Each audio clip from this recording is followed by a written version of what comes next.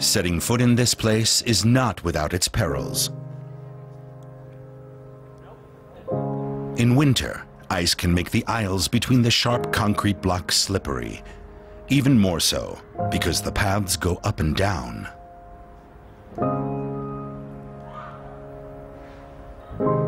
But this wasn't intended as a space for visitors to find balance.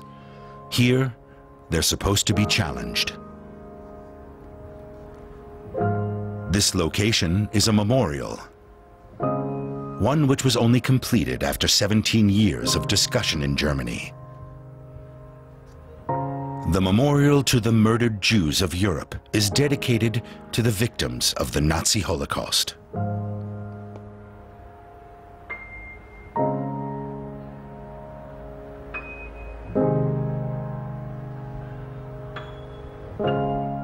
Many attempts have been made to interpret the design.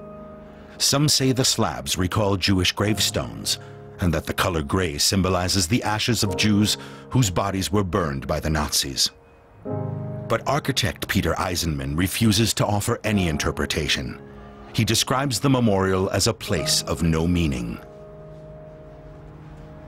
To me, I've never been in a place like this, in a space like this.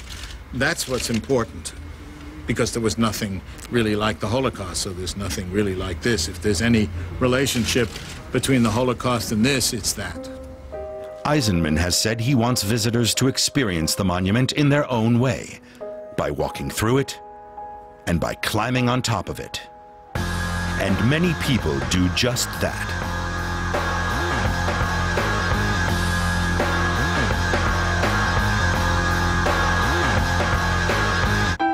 But visitors are not left entirely to their own devices.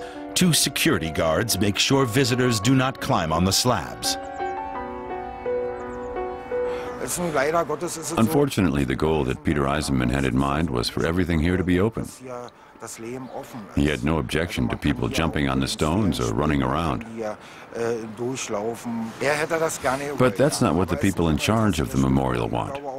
And I don't think it would be in the interest of survivors or the people who lived through that era. For them, it's an insult. And that's what many people have told us. Hardly any other architectural creation in Germany is subject to as much interpretation and emotion as this spot. Even though, or perhaps precisely because, on the surface at least, Eisenman shunned symbolism, the site remains a place of confrontation. Some people complain that it's too quiet, but others say they'd like it to be quieter. Others don't agree that people should be allowed to sit down here. They think that's highly disrespectful. Others ask, why shouldn't they be able to sunbathe here? People are all different. That's not going to change. But once visitors immerse themselves in this windowless world of concrete, most find it hard not to be affected by the disturbing atmosphere. Although the horizon is always in sight, it appears beyond reach. The snaking paths lead visitors further into the maze. It's disorienting. You can hear people speaking, but you can't see them. When you walk between the slabs in the middle, you get a haunting feeling that you're in a labyrinth, and you don't know what's going to come at you from right or left.